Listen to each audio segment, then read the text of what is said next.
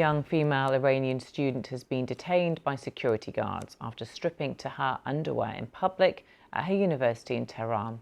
A spokesman at the Islamic Azad University said she'd been found to have a mental disorder, but many social media users in Iran say her actions were more likely a protest against the country's strict dress code. What has happened to her since being detained is unknown. Abbas Milani is the Director of Iranian Studies at Stanford University.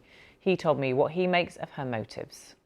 I think her motives, by all accounts, are exactly as you indicated. It was a protest against the very rough treatment she got at the hands of the police, who accused her of having improper hijab. And as a gesture of defiance, as a gesture of resistance, she took off her clothes and created a remarkable scene. There are videos that show how helpless the police are when they're faced with this defiance. There are also now videos of how brutal the same police are a few minutes later in arresting her. The regime is very keen on putting out the story that she's mentally ill, but the regime has been doing this for many, many years. Every time someone, particularly women,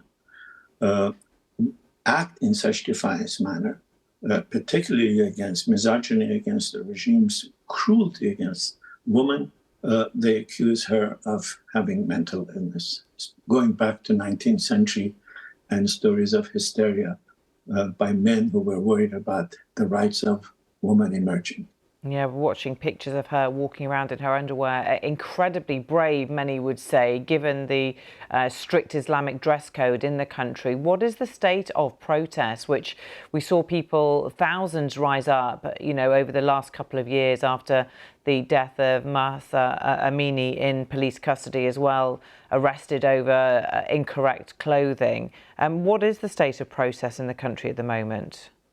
I think it depends how you define protest. If you define protest exactly as this young defiant lady has done, as another defiant lady has done within the last 24 hours, confronting a brutal policeman in the street, if you consider acts of a strike, if you consider many other gestures of defiance against autocracy, the protests are gone, and they've gone, I think, remarkably defiantly, because the regime survives on fear, and it knows, particularly amongst women, that fear has dissipated.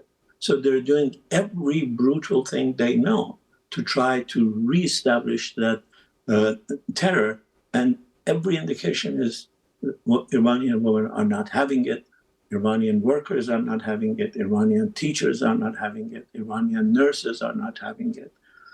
Iran is massive exit of dissidents, discontented people.